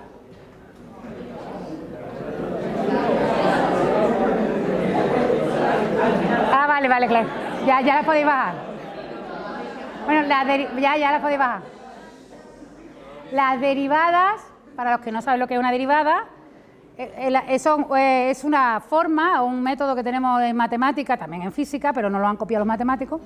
El método que usamos en matemática para medir el cambio, para medir cómo cambia algo. Entonces, si tú mides cómo cambia la velocidad, si mides la derivada de la velocidad, estás midiendo cómo cambia la velocidad, pues eso se llama aceleración, ¿no? Entonces, cada vez que hacemos derivada, pues podría haber puesto el modelo en derivada. Cada vez que hacemos derivada estamos viendo cómo crece algo o cómo disminuye algo. O sea, la aceleración puede ser positiva, porque vamos creciendo en velocidad y un cambio positivo, entonces la derivada sale un valor positivo, o la derivada puede ser negativa, porque estoy desacelerando, porque estoy perdiendo velocidad. Bueno, pues lo que se estudia con las derivadas parciales es el cambio que hay, pero en distintas componentes. Entonces yo le llamo las derivadas parciales de los abuelitos, porque cuando estás midiendo pues movimientos rectilíneos o movimientos en general, pues eso te preocupa la distancia, la velocidad y cómo cambia la velocidad. Pero si es una persona que tiene más variables, pues le puedes mirar los cambios en varios sentidos. Entonces, una derivada parcial es medirte el cambio, pero fijándote solo en una determinada característica tuya. Entonces, vosotros vais a casa de vuestros abuelos, de vuestros tíos, de vuestros padrinos, y te dicen, ¿estás más alto o más alta? Te está midiendo la derivada en la longitud, sería la derivada parcial de la altura. Y te dice, ¿estás más delgado? Porque los abuelos siempre nos ven más delgados, ¿no? Estás más delgado, entonces está midiendo la derivada parcial del peso, del volumen. Pues es un poco estudiando cómo varían las derivadas parciales de las enfermedades, es cómo se va, en función de qué, o sea, el número de gente susceptible, ¿de qué depende? Pues del número de infectados. Cuanto más infectados haya, menos susceptibles habrá. Entonces, la derivada de los susceptibles es negativa, porque el número de susceptibles, ¿cómo va? Decreciendo. Y la derivada del número de infectados, ¿cómo va a ser? Positiva, porque el número de infectados va a depender del número... Perdón, el número de recuperados y muertos. El número de recuperados va a depender del número de infectados. Cuanto más infectados haya, más recuperados habrá. Y a medida que crecen los infectados, van creciendo los recuperados. La verdad que podía haber tenido el modelo en derivadas parciales. No sabía que sabíais derivadas. Bueno, pues ya lo sabéis. Vamos a cambiar, como decía, a otro tema absolutamente diferente, que es la geometría que tenemos bajo tu piel, y para que podáis saber qué os han mandado que hagáis con cartulina. ¿Vale? Entonces, para contar un poco la historia de los escutoides, tengo que contar algo que es personal, que es cierto, que está basado en hechos reales, en mi vida. Cuando yo nací... No, mentira. Una historia que tiene que ver conmigo y es la siguiente. Toda esta historia de los escutoides empieza hace un montón de tiempo y empezó casi en la guardería de mis hijos. Bueno, estos son mis hijos, que son Salvador y Ventura. En realidad, eso no son, bueno, sí son mis hijos, pero ya no son así. No han dejado de ser mis hijos. ahora ya son un poquito más mayores, lo que pasa es que me tienen absolutamente prohibido poner fotos suyas actuales en las charlas, por si alguien lo conoce de Instagram o lo que sea. Salvador está en segundo de bachillerato, no tiene esta pinta. Y Ventura está en tercero de la ESO y lleva unas melenas por aquí en nota y tampoco tiene esa pinta. Pero guapísimos, pero guapos, los dos son guapos para reventar, pero mi Ventura es un fucker. Bueno, no, tiene 14 años. Estos dos elementos, cuando este tenía 5 años, cuando Salvador tenía 5 años, pasa que no me voy a poner fotos suyas actuales y dice, mamá, que luego me lo dicen que me has puesto una foto mía. Cuando el mayor tenía 5 años, yo tuve que ir a su clase a explicar a qué me dedicaba. O sea, era una actividad del cole que se llamaba el protagonista de la semana. No sé si a vosotros lo habían... Bueno, el mayor Salvador es como vosotros, porque tenéis más o menos... ¿Vosotros de qué año sois? ¿2002? Pues más o menos como vosotros. Bueno, pues había una actividad en el cole cuando estaba en infantil 5 años... que era el protagonista de la semana. Entonces, durante toda esa semana, pues un niño o una niña era el protagonista y un día de esa semana pues venía alguien de la familia a explicar en qué trabajaba. O no sé si lo han hecho alguna vez a vosotros. Y entonces pues iba yo, era que podía venir tu padre, tu madre, tu tío, tu abuela, alguien de la familia. Y me tocó a mí con la mala suerte de que la semana anterior, el protagonista anterior, su papá era cirujano y entonces le llevó a todos mascarillas, palitos depresores, le dejó a todos usar el fonendoscopio, una chulada, vamos. Y 2 semanas antes una mamá había ido con un coche de la Policía Nacional, porque la mamá era Policía Nacional, los había dejado montarse en el coche, hablar por la emisora, una chulada. Y ahora llego yo, digo, yo soy matemática. Pues mi hijo hubiera estado traumatizado toda su vida. Entonces, su padre, que también es matemático, los pobres, tienen 2 padres matemáticos, me dijo, no, les dice a los niños que haces triángulos, que haces cuadrados, son pequeñitos, pero lo entienden. Y yo, no, le voy a explicar a los niños en qué trabajo yo, de verdad. Y eso lo voy a explicar a vosotros porque lo tenéis que entender para saber lo que es un escutoide. Entonces yo fui y expliqué lo que estaba investigando en aquel momento, no exactamente como lo estaba investigando, obviamente son niños de 5 años, pero sí la estructura que yo estaba trabajando para que para que los niños de la clase de Salvador la entendieran. Y para ello, yo lo estaba estudiando, no en el plano, en otras superficies, da igual, pero estaba trabajando con una estructura que se llama diagrama de Voronoi, que es lo que tenemos que aprender para entender lo que es un escutoide. Entonces, un diagrama de Voronoi es lo siguiente. Yo hice este ejemplo, digo, estos son los Lunis, que vosotros también seréis de los Lunis, ¿no? Pues soy más o menos de la misma época, los Lunis, Código Lyoko, Inazuma Eleven, eso ¿no? ¿No soy de esa quinta? Sí. Que yo me lo tragaba con mi hijo al lado, ¿eh? Código Lyoko, que era más aburrido que... bueno, pues los Lunis...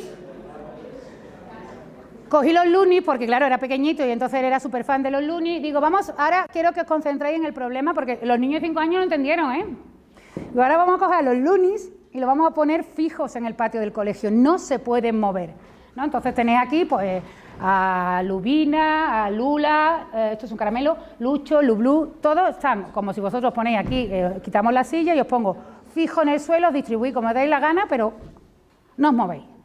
Y ahora vamos a tirar caramelos, ¿vale? Entonces cada uno, por ejemplo, ahí hay un caramelo ya, cada uno de nosotros, o cada uno de los Lunis, así se lo conté yo a los niños, digo, vamos a tirar caramelos. Y entonces ahora cada Luni solo podrá coger el caramelo que esté más cerca de él que de ningún otro. O sea, ¿de quién es este caramelo? Del que esté más cerca, que esa es la ley que impera en una guardería, bueno, y en un instituto. Esto, si te encuentras un brillete, ¿de quién es? Del que está más cerca, o del que la he visto antes, no sé cómo lo hacéis, ¿vale?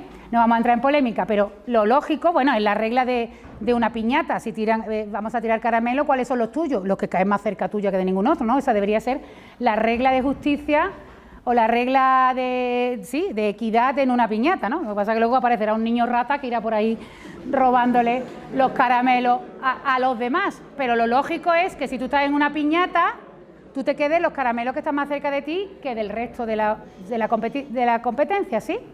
Y le dije a los niños, bueno, pues, ¿de quién es ese caramelo? Y entonces los chiquillos, que eso era más o menos, sería como vosotros, en aquella época decían de Lucho, de Lublu, de Lubina, con las venas saltadas. ¡No, de Lubina! ¡No, de Lucho! Y digo, quieto, que aquí en las matemáticas no... Lo bueno de la matemática es que no caben opiniones, que aquí son todos datos, así que vamos, muy fácil, vamos a coger una regla o una cinta métrica si estamos en el patio. Esto no lo vamos a resolver con matemáticas, que no valen las opiniones, solo los hechos. Y digo, pues es muy fácil, cada vez que caiga un caramelo, ha caído ese caramelo, pues ahora yo mido la distancia de ese caramelo a cada luni y se lo queda el que está más cerca. ¿Sí? Ya está, resuelto el problema, no hay que gritar ni ponerse las venas como el camarón. O sea, no. Lo que pasa es que vamos a tirar muchos caramelos. Entonces, si cada vez que yo tiro un caramelo hay que ponerse a medir la distancia a cada uno de los lunis, pues se va a convertir en una piñata aburrida. Porque cada vez que caiga un caramelo, ¡ah! ¿De quién es? Vamos a medirlo. Eso es aburrido. Como si cada vez que yo voy a coger una bici en Sevilla o voy a pedir una pizza, le digo, quiero una pizza, ¿dónde está mi pizzería más cercana? Me calcula mi distancia a todas las pizzas, a todas las pizzerías. O cada vez que yo digo a Google, farmacia más cercana de mí, se pone a calcular Google la distancia mía a todas las farmacias. Eso no lo hace Google. Así no se hace. Lo que se hace en esas aplicaciones, lo que hacemos los matemáticos en estas situaciones, cuando van a caer muchos caramelos o cuando va a haber muchos usuarios queriendo saber quién es el que está más cerca de él, que no tiene por qué ser un luni, que puede ser una farmacia, que puede ser un puesto de bici, que puede ser una pizzería, que puede ser pues, una hamburguesería.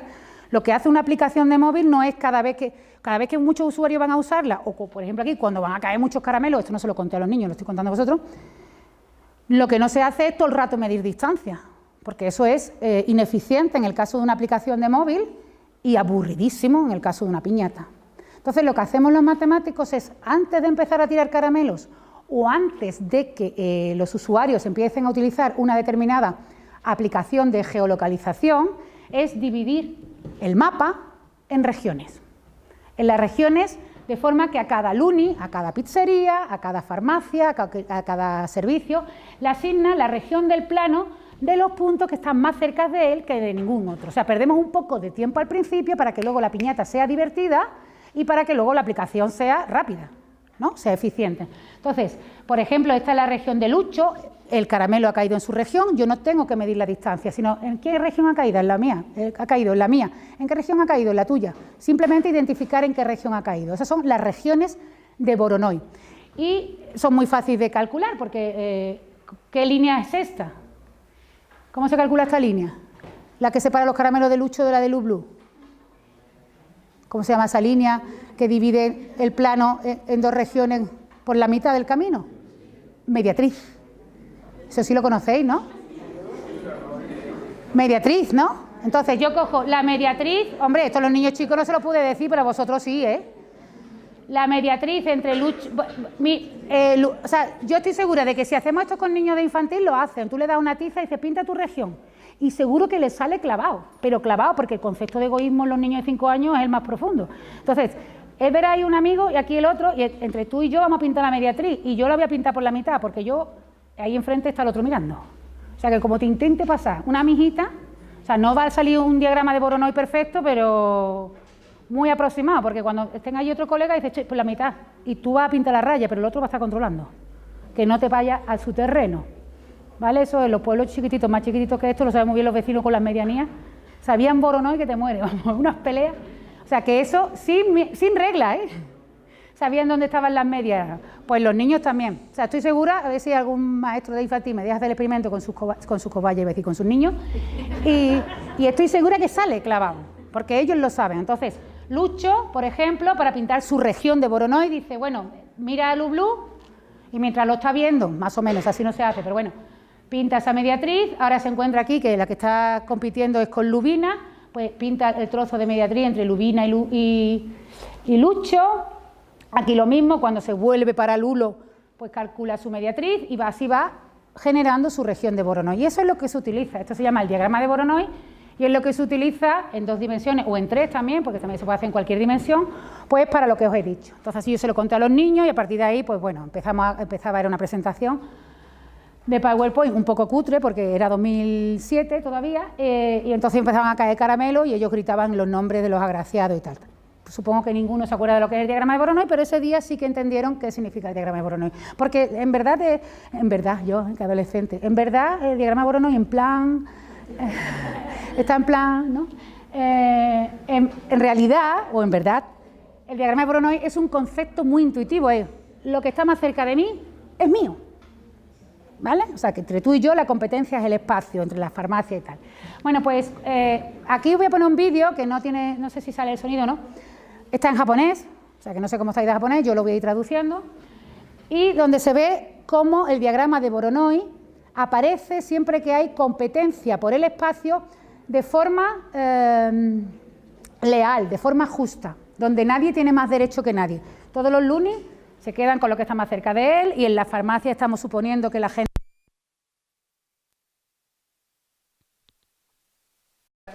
Eso ya se complica, sino todos tienen los mismos derechos, pues la pizzería igual, ¿no? No hay ofertas, todos venden lo mismo y tú eliges según la cercanía. Y siempre que haya competencia en igualdad de condiciones, aparece el diagrama de Voronoi. Y entonces esto es un ejemplo natural, o sea, real. Este señor, que es un japonés, digo yo, va a hacer un diagrama de Voronoi con pintura acrílica. Aquí está explicando lo que va a hacer. Verá, ya. Ahora coge gotitas, ¿no?, de pintura acrílica, las va poniendo ahí. Digo yo que será acrílica porque es así muy densa.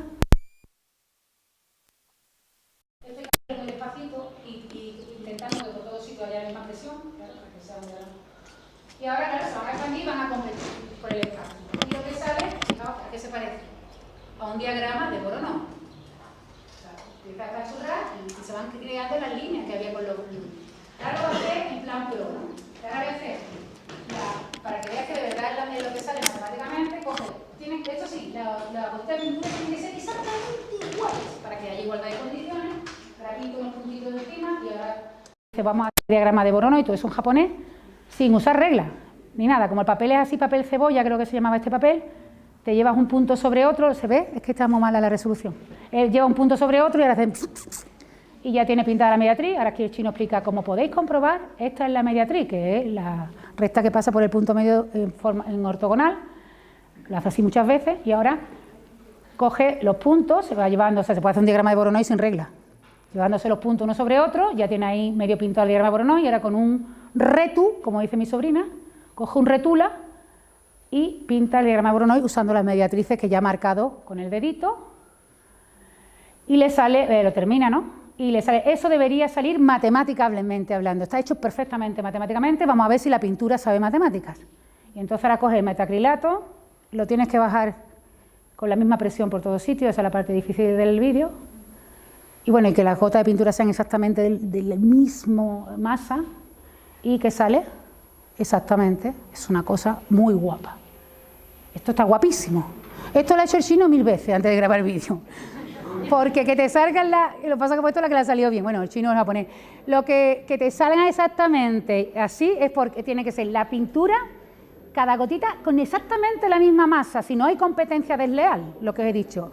Y tienes que bajar el metacrilato, o sea, yo no sé, porque yo con el pulso que tengo, pero con muy buen pulso y que vaya igual con la misma presión por todos los puntos, si no también estás aplastando uno más que otro, ¿no? Se ve que el hombre lo ha ensayado muchas veces, pero bueno, lo que quería que vierais es que cuando hay competencia legal, cuando hay competencia en igualdad de condiciones, aparece el diagrama de Voronoi. Este experimento es más sencillo que el del japonés, que lo podéis hacer en casa, que es coger unos lacasitos, bueno, aquí son M&M's, ponéis un M&M's de colores, claro, porque los M&M's son de colores, o lacasito, o yo qué sé, o marca el día, lo que queráis, pastillitas de colores que se disuelvan, le ponéis un poquito de agua y esperáis. Entonces es como las pastillitas estas de colores, os tengo que decir que son coloreadas, no son naturales. Entonces empezará a disolverse el colorante y habrá un instante, es que se ve muy mal la diapositiva, pero más o menos lo intuís, ¿no? Habrá un instante en que podéis ver perfectamente el diagrama de Voronoi cuando los colores empiezan a competir por el espacio. Luego se espachurra todo porque esto no es pintura, se van a mezclar unos colores con otros y sale una guarrería. Pero hay un instante en el que se ve así. Y bueno, aquí sale un diagrama de Voronoi muy regular porque han puesto las pastillitas de una forma muy simétrica, pero podéis jugar a poner distintas configuraciones y os van saliendo distintos diagramas de Voronoi.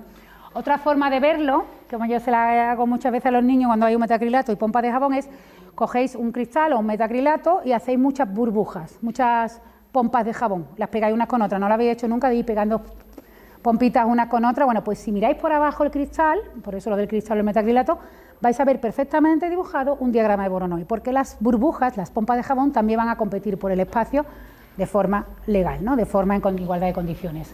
Esto se usa también ahora en muchos programas para fútbol, para estudiar el comportamiento de un determinado equipo de fútbol. Entonces, si aquí hay puntos azules y puntos rojos, no sé si se distinguen en la diapositiva, bueno, pero las regiones sí, ¿no? Las regiones rojas corresponden a futbolistas rojos y las regiones azules pues son futbolistas azules. Entonces, bueno, son diagramas de Voronoi dinámicos, porque son programas que lo van calculando en todo momento. Si los futbolistas normalmente corren, algunos, no todos, pero cuando corre el futbolista el diagrama de Voronoi se va actualizando, pero también se puede hacer. Eso, los diagramas de Voronoi llevan mucho tiempo trabajándose, o sea que es una cosa muy trabajada. Y, por ejemplo, esa situación, ¿qué equipo diríais que está, para ver cómo está el equipo posicionado? ¿Qué equipo está mejor posicionado en el campo, el azul o el rojo? El azul, porque tiene más áreas, se han distribuido de forma que si sumas las áreas totales verdes es más grande que las áreas totales rojos y además están conectadas las áreas, o sea, un pase de este futbolista a este implica atravesar la región de Voronoi de los azules y poder perder el balón. O sea que el azul está mejor conectado porque su área total es más grande y además está conectada. O sea que facilita los pases sin poner en riesgo la posesión del balón, ¿no? O sea que también se utiliza. Hay un juego en internet que se llama Voronoi Game, que es para dos jugadores que va un poco como esto. El primer jugador pone un punto azul, no me acuerdo qué punto era, ¿no? Un punto azul y ahora tú tienes que poner un punto rojo y colocarlo de tal manera que le ganes en el área. Entonces el otro pondrá en medio de tu área roja un punto azul, que se volverá azul. Cada vez que pone un punto azul sale su región de Voronoi azul, no sé si lo estoy explicando bien. Y ahora el otro tendrá que ya poner un punto rojo a romperte la zona azul, o sea, gana el que al final ha conseguido más área pues, del color rojo, del color azul, que es un poco también lo que se hace cuando uno va a poner una determinada tienda, hacer un estudio de diagrama de Voronoi y dice, ¿dónde la pongo para que mi región de Voronoi sea lo más grande posible? Porque aunque sea igualdad de condiciones, que no hay rebajas ni nada, sino que la gente solo elige la que está más cerca, depende de donde tú coloques el puntito, pensáis con la casito, depende de donde tú coloques la casito, te sale una región más grande o una región más chiquitita. Entonces vas probando dónde tengo que colocar la tienda Game para que tenga la menor competencia posible, o lo que sea, ¿vale? O sea que se usa un montón y aparece también en la naturaleza. Eso ya es todo lo que, bueno, lo de la burbuja de jabón es naturaleza, lo de la pintura es una cosa natural, o sea que no hemos intervenido sobre ella, es forma natural. Y si miráis una jirafa, pues también las manchas de la jirafa son regiones de Voronoi. Claro, son la melanina se extiende y como que compite por el espacio. Luego, yo quiero que os quedéis con la idea de que siempre que hay competencia por el espacio, de forma legal, o sea, con igualdad de condiciones, van a aparecer diagramas de Voronoi. Hay en el Sol, buscáis en internet porque hay un montón de sitios. Bueno, pues yo escribí sobre los diagramas de Voronoi, por eso aquí empezaron los escutoides. Yo escribí un artículo en Naucas, que es un blog de divulgación científica, y esto es de 2011 creo, sí, aquí está, de 2011. Yo escribí un artículo explicando qué eran los diagramas de Voronoi y las aplicaciones que tenía. Entonces, este chico, bueno, este hombre, Luis Mascudero, que es el jefe de un departamento de biología, el jefe de un grupo de investigación, perdón, de biología celular, estaba trabajando con diagramas de Voronoi y con células. Claro, porque si lo pensáis, las células también compiten por el espacio. Entonces, tiene sentido que las células de tu cuerpo formen diagramas de Voronoi, porque si compiten en igualdad de condiciones, tiene que salir Voronoi. Entonces, él ya había mirado, estaba mirando que aquí había diagramas de Voronoi, eso es el ala de una mosca de la fruta. Las moscas de la fruta son una mosca muy chiquitita, no sé si la habéis visto, muy chiquitilla, muy chiquinina. Bueno, pues esa es el ala de la mosca de una fruta, ahí las células forman diagramas de Voronoi y esto es tejido muscular humano y también hay diagramas de Voronoi. Bueno, claro, tampoco era tan sorprendente. Pues si hay competencia por el espacio, en igualdad de condiciones, pues va a salir Voronoi. O sea que a él le llamaba mucho la atención, pero a mí cuando él, gracias a Naucas, o sea, gracias a que yo publiqué un blog, él se dio cuenta de que había una persona en España trabajando en diagrama de Voronoi, luego se dio cuenta que no es que fuera de España, es que trabajaba en Sevilla, y no es que trabajara en Sevilla, es que estábamos a 4 minutos el uno del otro, nuestros despachos están a 4 minutos andando. Pero no nos conocíamos, nunca nos habíamos hablado, porque él era biólogo, y yo que iba a hablar con un biólogo, es broma. Y yo era matemática porque él iba a hablarle una matemática. Entonces, gracias a la divulgación, digamos, pues nos conocimos y empezamos a trabajar. Entonces, cuando él me dijo, son diagramas Voronoi, y digo, bueno, pues no me llama mucho la atención, la verdad que quiere te diga, no me estás contando gran cosa. Lo que luego me contó a continuación, sí digo, wow. Y es que ellos habían medido, y eso es espectacular, eso lo hicieron ellos, nosotros empezamos después a trabajar con ellos, lo que habían medido es, sí es verdad que las células de la drosófila, de la mosca de la fruta, y que las células de un tejido muscular humano son diagramas Voronoi, pero además ellos midieron y se dieron cuenta que el porcentaje de polígonos de Voronoi de cada tipo de tejido se mantenía. Lo voy a explicar. O sea, que si tú cogías un tejido de la mosca de la fruta, pues me los voy a inventar los porcentajes porque no me acuerdo, pero siempre tenían, fuera la mosca que fuera, si era una mosca sana, si era una mosca, un ala de mosca sana, pues siempre tenía, pues no sé, un 17% de regiones de Voronoi que eran triángulos, un 23% de regiones de Voronoi que tenían 4 lados, porque cada región de Voronoi, algunas tienen 3, otras tienen 4, 5 lados, ¿no? Depende de cómo esté situado, que tenía un porcentaje de pentágonos, de hexágonos y tal, y que el tejido muscular humano tenía otros porcentajes, pero que también en el tejido muscular humano, y también en el tejido epitelial humano, se daban cuenta de que los porcentajes se mantenían si el tejido era sano. Entonces, ¿qué pasa? Que si eran todo normal, pues un tejido muscular quedaba identificado por el porcentaje de triángulo, por el porcentaje de cuadrado, de pentágono y tal que tenía, y lo mismo para la mosca. Y eso era cuando era normal, cuando las células compiten en igualdad de condiciones. Entonces, si tú haces una biopsia y uno de esos porcentajes ha saltado, ¿qué está pasando? Pues que hay una célula abusona, que está abusando y creciendo más rápida que las demás, o que hay células que están creciendo menos que otras. Y el crecimiento anómalo de células en biología se llama tumor, cáncer. Entonces, simplemente, esto es muy espectacular, simplemente midiendo, a mí por lo menos me lo parece, simplemente midiendo el porcentaje de polígonos de cada tipo que tenía un tejido, simplemente mirando la geometría del tejido, se puede deducir que hay un crecimiento anómalo que normalmente, no siempre, está asociado a un tumor. Luego hay que hacer otras pruebas, evidentemente, no te dice, tiene menos triángulo de la cuenta, ¡ay, pues te mueres seguro! No, hombre, hay que ir a un médico, o sea, que es una primera, ellos son biólogos celulares, hacen un primer acercamiento de decir, ahí está alterado el número de pentágonos, algo pasa, ahí hay demasiado hexágono. Pero es muy bonito eso, que la piel con su geometría te grite, hacerme casito, que me estoy poniendo malita, ¿vale? Entonces eso es lo primero que hicieron. Pero ellos lo hicieron mirando solo la superficie. Mirando, por ejemplo, la superficie del epitelio, ¿vale? Los epitelios son las membranas que recurren todo nuestro cuerpo, como si fuera la fundita de nuestros órganos, de nuestro cuerpo, no nuestros órganos, ¿no? Por ejemplo, el hígado, ¿no? Pues tiene una fundita alrededor que no es plana, que no es una hoja de papel albal, es una cosa que tiene volumen, podemos pensar que es como una torrejita. Entonces ellos todos esos estudios lo habían hecho mirando la parte de arriba del epitelio, pero no las piezas 3D, ¿vale? O sea que ellos solo miraban la cara de arriba del epitelio, qué forma tenían los triángulos, los cuadriláteros, aquí hay hexágonos y pentágonos. Entonces ellos estaban todo el rato mirando y dice, pero bueno, es que en realidad el epitelio no es esto es la cara de arriba del epitelio. El epitelio tiene volumen y esto no son las células del epitelio. Estos son las caras de arriba de las células del epitelio. Quiero ver cómo son las células, cómo son las cajitas, las cajitas que forman el epitelio, ¿vale? Ellos no estaban mirando las células, estaban mirando la parte de arriba de la célula o la parte de abajo, pero no cómo se habían formado estas cajitas. Entonces, lo que ponían en los libros hasta este verano, que nosotros ya publicamos nuestro artículo, era que el epitelio se formaba o bien por unión de prismas, y que cuando el epitelio, claro, por unión de prismas, si es una torrija, pues vale, me lo creo. De hecho, los tejidos planos están formados por prismas, no por escutoides.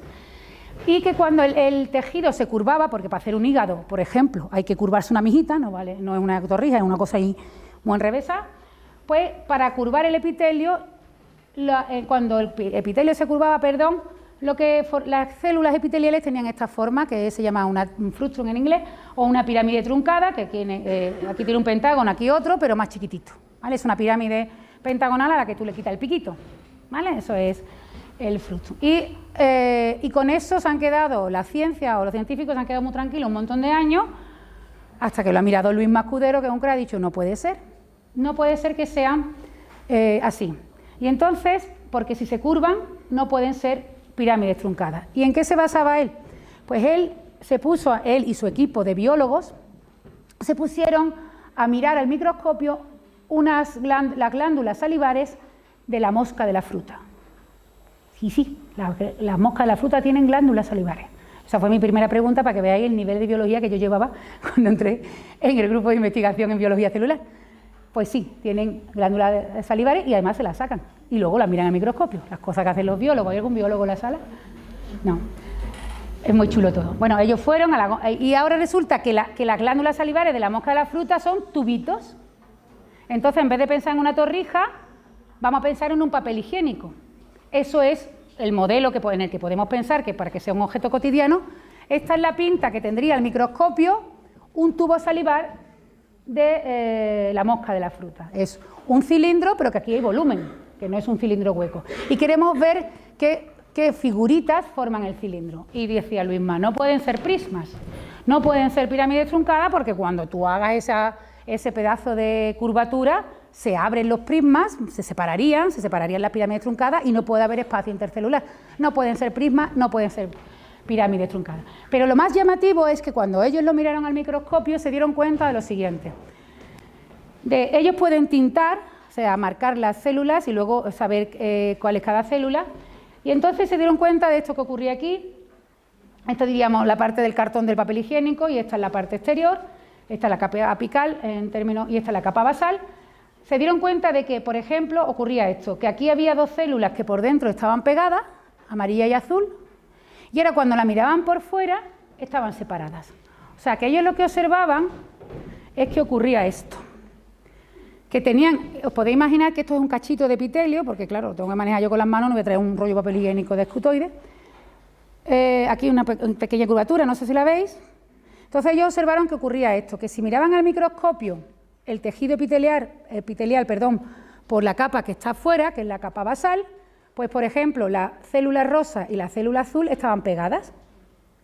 Eso es lo que ellos observaban. Y ahora cuando le daban la vuelta al epitelio, la rosa y la azul ya no estaban pegadas, sino que ahora se habían pegado la roja y la marrón. ¿Vale? De aquí había cambiado lo que llamamos la topología, habían cambiado el vecindario. Y eso no se puede hacer, bueno, podéis pensarlo, si tenéis en casa piececitas de estas de construcción de vuestros hermanos pequeños de madera, que son prismitas, pues lo hacéis, y tú pegas 4 prismas, por arriba están pegados, por abajo están pegados. Esto no lo puede hacer un prisma ni una pirámide truncada. Entonces nos preguntaron, no sabían lo que era, y lo que hicieron, porque lógicamente, si como decían los libros, los epitelios curvados estaban formados por pirámides truncadas, lo que debía ocurrir es esto, que si las pirámides truncadas amarilla y azul están pegadas por arriba, luego están pegadas por abajo. Una pirámide truncada no puede hacer este giro. ¿Vale? Entonces nos llamaron, contactaron conmigo, con mi jefe de investigación en matemática discreta, y nos dijeron, ¿qué figura geométrica es capaz de hacer esto? Y nosotros dijimos, ni idea. Entonces luego Alberto y yo, que somos los dos matemáticos, empezamos a probar con prismatoides, que son otras figuras, a probar con diagramas de Voronoi en 3 dimensiones, porque decíamos, tienen que ser diagramas de Voronoi, porque estamos hablando otra vez de competencia en igualdad de condiciones, lo que pasa que era en 3 dimensiones. Entonces, ¿los diagramas de Voronoi en 3 dimensiones existen? Sí, pero estos no eran diagramas de Voronoi en 3 dimensiones. Existen otras cosas que tienen que ver, los prismatoides tampoco eran. Y luego lo que hicimos Alberto y yo es pensar olvidarnos de todo lo que nos decían los biólogos, irnos a nuestro mundo abstracto, decir, si yo fuera la naturaleza, ¿qué haría? Entonces, desde el punto de vista abstracto, Alberto y yo pensamos, vamos a hacerlo, ¿cómo lo haría yo si fuera la naturaleza? O ¿cómo lo debería hacer la naturaleza si supiera geometría? Entonces pensamos lo siguiente, si en la capa apical hay 4 células, como estas, pues son 4, nosotros dijimos Alberto y yo, son regiones de Voronoi, también Luisma, ¿no? Son regiones de Voronoi, porque es competencia, tal, en igualdad de condiciones. Entonces, cada región de Voronoi de la capa apical, de estas 4 que yo he tintado, tendrá un puntito que es su luni, su pizzería, el punto que la genera, ¿no? Su generador, el punto generador, la semilla de la región de Voronoi.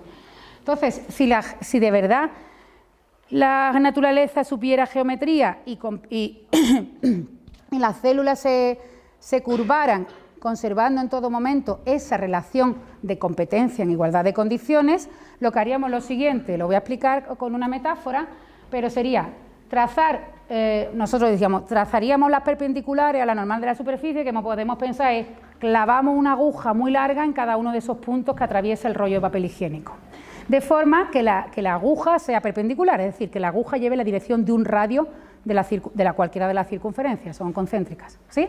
O sea, cojo en la dirección de un radio de la circunferencia, aquí está el centro, pues clavo una aguja que pase por aquí y por aquí, ¿vale? Por el centro ficticio porque no lo vemos. Agujas perpendiculares al papel higiénico, ¿sí? Eso sí sabemos todo, ¿no? Clavamos 4 agujas, pero esto no lo hemos hecho así, lo hemos hecho con ecuaciones, pero la idea intuitiva. Clavamos agujas que sean perpendiculares, o sea, que lleven la dirección de un radio del cilindro y atravesamos el papel higiénico. Entonces, cada una de esas agujas, en cada capa del papel higiénico, ha creado 4 agujeritos, ¿no? Por donde ha pasado la aguja. Ahora quito las 4 agujas y miro cada capa del papel higiénico. Cada capa del papel higiénico tiene 4 agujeros hechos, ¿no? Pues ahora, en cada capa del papel higiénico, calculo el diagrama de Voronoi de esos 4 puntos. O sea, yo sé que uno es el punto rojo, otro el punto verde, otro el punto azul, punto amarillo. Entonces, en la capita que viene aquí inmediatamente, o sea, no se hace así, pero es para que es la metáfora, en la capita que viene aquí inmediatamente se habrá formado un polígono rojo, un polígono azul, un polígono amarillo y un polígono verde, que habrá cambiado un poquito respecto de esto porque el papel ha ido creciendo, ha ido engordando. De hecho, crece más en este nivel, se separa más que en este nivel que no se separa nada, porque el papel no se engorda así, se engorda así. ¿Vale? Entonces, en la capita siguiente a esta yo voy a ver un polígono amarillo, un polígono azul, un polígono verde y un polígono rojo. En la siguiente capita otra vez voy a tener un polígono verde, un polígono azul, un polígono rojo. Y esos polígonos, como estos puntos se están separando, han ido moviéndose. Bueno, pues si yo cojo todos los poligonitos rojos y los pego unos con otros, me va a salir la célula epitelial. Si cojo todos los poligonitos verdes que he ido sacando en cada una de las papeles del váter, del rollo, si cojo en cada capita el polígono verde y los pego uno encima de otro, van a salir las células epiteliales. Si yo hago eso en cada capita, me tiene que salir las células epiteliales. ¿Y qué sale? Pues sale esto, lo que tenéis en la mesa. Cuando lo miramos, sale lo que tenéis ahí, o esto que está aquí también, que es un lapicero que me han regalado, que son los escutoides, que es lo que habéis hecho. Esa es la forma que tiene, que no son prismas. Evidentemente no son prismas, las caras son curvadas, los vuestros no son curvadas porque con papel no se pueden hacer con caras curvadas, esto está hecho con una impresora 3D. Las caras son curvadas, el número de caras de una base no tiene por qué coincidir con el número de caras de la base del otro lado, cosa que en los prismas y en las pirámides truncadas el número de caras de las bases es la misma, y tiene una propiedad que no tienen los prismas desde luego, que es que tiene vértices, puede tener vértices en medio de una cara y además las caras son curvadas. Entonces descubrimos esto. Y bueno, eso es lo que sale. Como no teníamos, Luisma lo primero que dijo es, bueno, ¿y eso qué sale? Y entonces más o menos él con su intuición lo hizo con plastilina, porque somos tan cutres que no tenemos impresora 3D en el laboratorio, entonces los primeros escutoides que hicimos fue con plastilina, con la plastilina de Margarita, de la hija de Luisma Escudero, hizo ese formato, y luego ya los informáticos, que también hay informáticos en el grupo, cogieron las ecuaciones que hicimos Alberto y yo, y dieron el modelo de escutoides más real, ¿no? Eso un poco pensando, estos a ver si no se me caen, esta es la pinta de verdad que tendrían unos escutoides de una mosca de la fruta. Esto nos lo ha hecho la universidad cuando nos hemos hecho famosos, antes no, antes los teníamos de plastilina. Esto sería, veis que aquí ya se ve mejor la curvatura del rollo de papel higiénico, y aquí se ve que la célula roja y la verde son vecinas, y que si le dais la vuelta ya no lo son. Ya las que son vecinas son la amarilla y la azul. O sea que en realidad un escutoide se parece más a esto, pero nosotros para el merchandising pues lo hemos estilizado y hemos puesto esos escutoides que no son muy reales, pero que condensan todas las propiedades del escutoide en una figura más fácil de manejar. Y había que ponerle un nombre y dijimos, ¿cómo le llamamos? ¿Cómo llamamos a la figura geométrica esta? Porque Alberto y yo todo el rato decíamos prismatoides. Entonces Alberto decía, coge los prismatoides, y yo decía, no son prismatoides. Y dice, es verdad. Entonces yo decía, coge los prismatoides, y Alberto me decía, no son prismatoides. Y yo, es verdad. Había que ponerle un nombre, y uno de los chicos del grupo, como el jefe se llama Luisma Escudero, digo, tenemos que ponerle un nombre, y uno de los chicos del grupo de investigación dijo, escutoides. Y nosotros, ¡ay, qué bueno! Como él se llama Escudero y es un jefazo en el buen sentido de la palabra, está todo el día. Cuando nos veníamos abajo era él el que tiraba, y aparte de que no tenemos un duro, de que muchas veces no tenemos que darle de comer a las moscas, y esto es literal, porque no nos llegan los proyectos de investigación y las moscas comen tela, tenemos una granja de moscas, o sea, nos faltaban tinte, o sea, había momentos de crisis, literalmente, y él siempre tira. Luisma tira.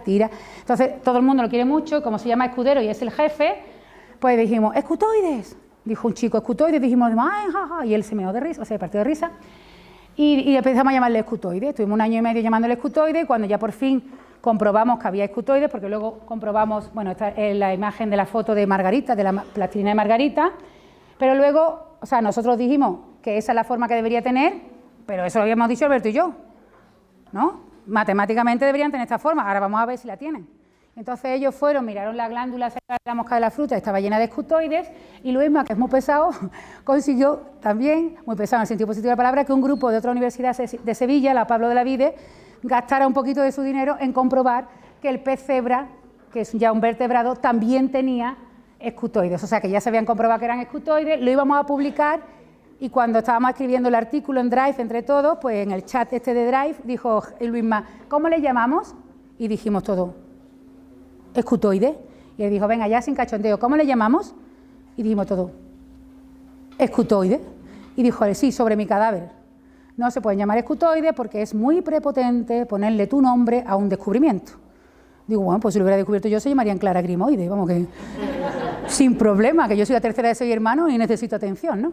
Y dijo, no, escutoide, he inventado otro nombre, escutoide, no se pueden llamar escutoide, no se pueden llamar escutoide, por favor, no se pueden llamar escutoide, por favor.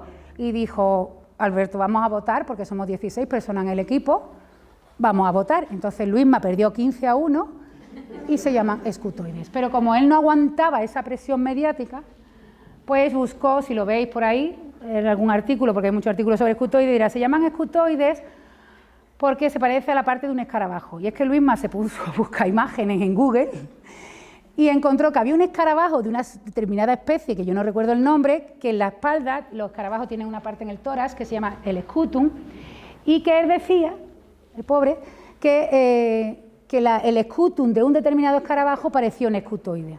Bueno, vale, lo mandamos así a la revista a publicar, porque cuando haces un descubrimiento tienes que mandarlo a publicar y te lo revisan, ¿no? Tú puedes decir, ¿he descubierto esto? No, hombre, hay un montón de expertos ahí revisando a ver si es verdad lo que has hecho.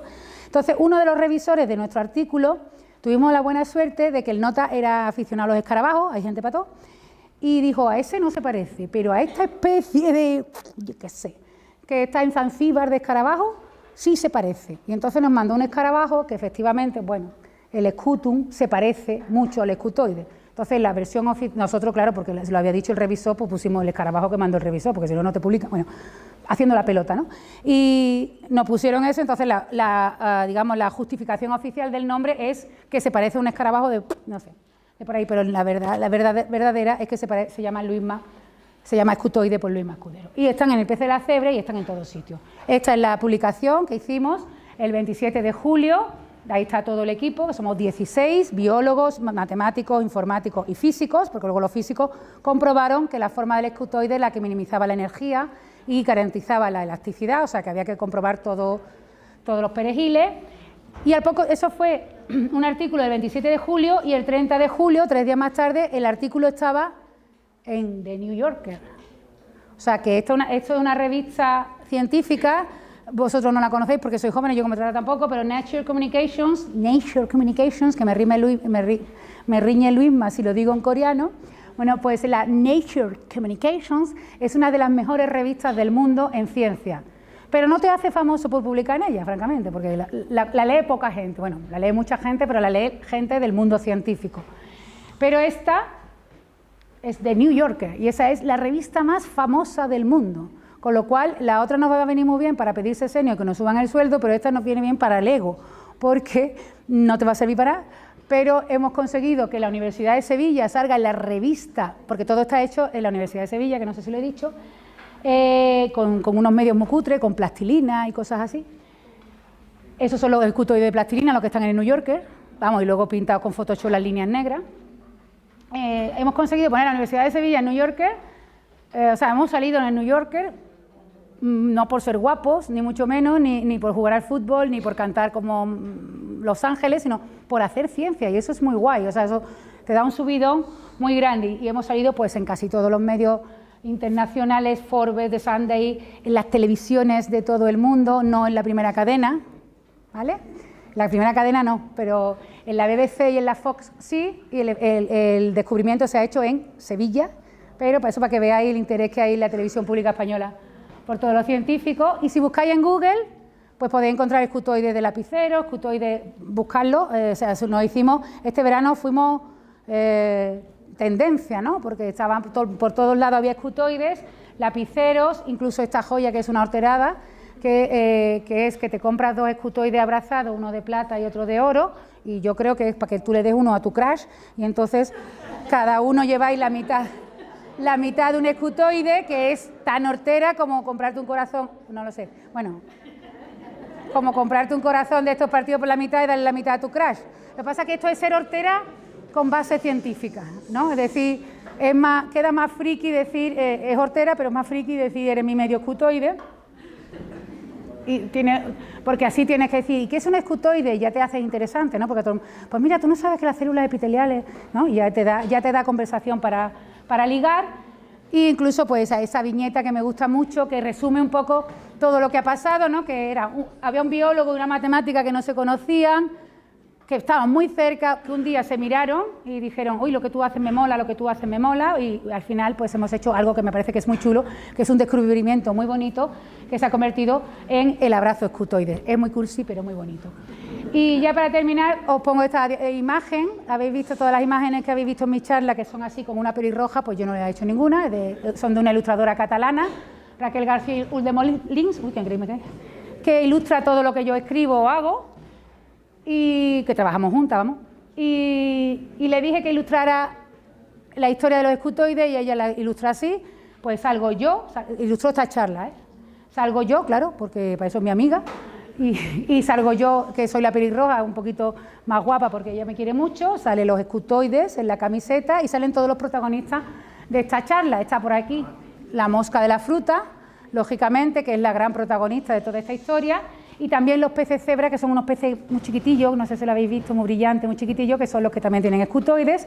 Y hay otra cosa en la diapositiva, ¿verdad?, escondida, que es el escudo del Betis. Todo el mundo dice, ¿por qué el escudo del Betis? Digo, pues esto es un homenaje a una persona que ha luchado mucho por los escutoides, que se llama Luisma Escudero, y yo no soy del Betis, yo soy del Eibar, pero es una historia muy larga, no la voy a contar. Tiene que ver con el pelo, tiene que ver con mi hijo el Melenas, pero otro día la cuento.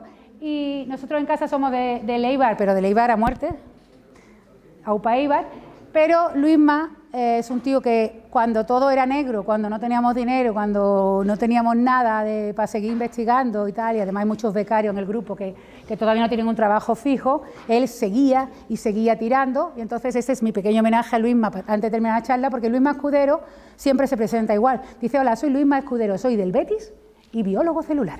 Así que nada, muchas gracias.